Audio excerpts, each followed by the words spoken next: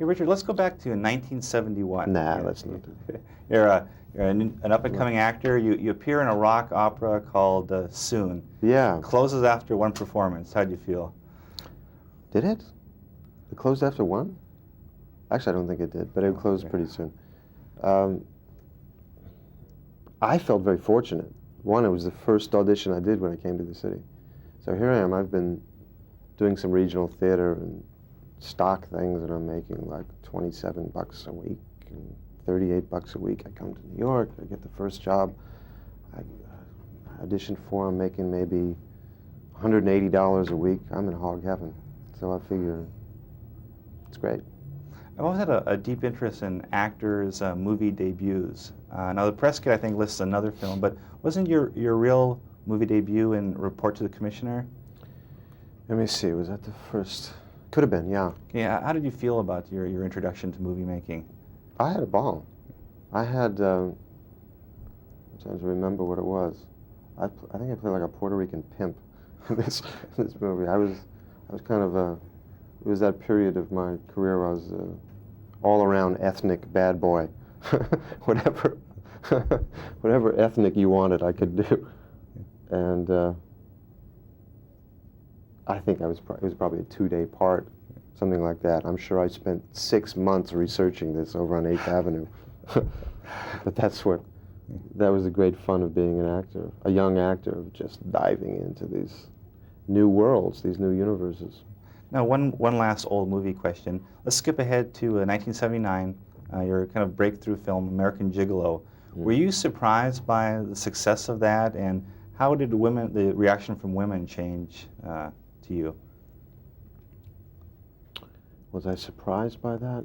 I don't think so. I think that was the 4th or 5th movie I did. And like Days of Heaven and Yanks and a couple of other films were out first. I think I was surprised at what an icon that character became. I think that was amazing to me, and that people assumed that was me. It wasn't a construct. I think that was kind of amusing to me, because it wasn't had very little to do with me. Okay. Now, there's one very memorable scene in Summersby where you're being shaved by Jodie Foster, and I was looking really closely to see whether or not that was a real razor. What do you think? Actually, I think it may have been a real dull razor, but yeah. I think that's a safe bet. Do you think you would allow Jodie to have a real razor with no training? Now, shooting in Virginia. Now, how did the locals react to you, to having a big movie company in town? Oh, they loved it. Well, first of all, the company's a really nice company. It was really genuine people, and we treated people really well. And the community embraced us. We used a lot of local people. A lot of the extras were really local people there, and we used local construction guys to build the sets and all that. So I think there was an enormous sense of pride in the piece. Okay. I have a question about sequels. Sequels have always interested me, and how some actors will do them, some won't. I interviewed Lou Gossett Jr. a few years ago, and he said he was dying to do an Officer and a Gentleman sequel. Talked to Hector Elizondo. He wanted to do a Pretty Woman sequel. Now, what's your attitude about sequels? Because I know you could have made a lot of money doing the sequels to those. My attitude? Yeah. In general, it doesn't make any sense to me. If I've done the character, I think it's done. The reasons that I do things are of their own time and space. Okay. I'm a different person after that. Same extent, I suppose, if the script was brilliant and had a new hook, you know, it certainly would be worth looking at. The Godfathers is a positive way of seeing sequel. You know, certainly those are well worth doing, all of them. But in general, no, it's not very interesting.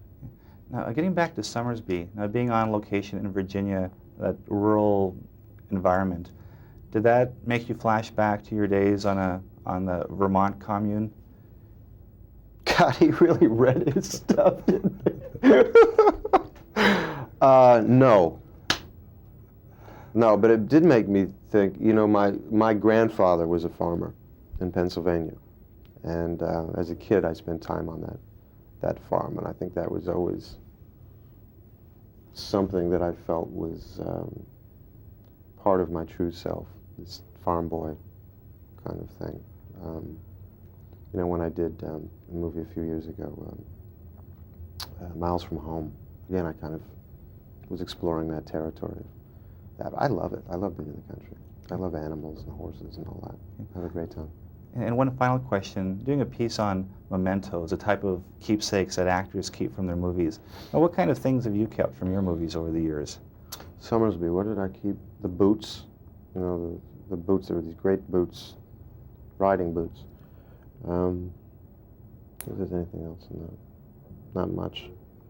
There's, I think what I actually still wear. There's a jacket that I wore in Mr. Jones, which will be coming out next, that I wear. I'm not too much in keeping that stuff. I end up giving it away anyhow. Those are good things for charity auctions to give away. What do you keep? Like that tie. How long have you had that tie? 3 years. Got the Price Club. All right, thank you very much.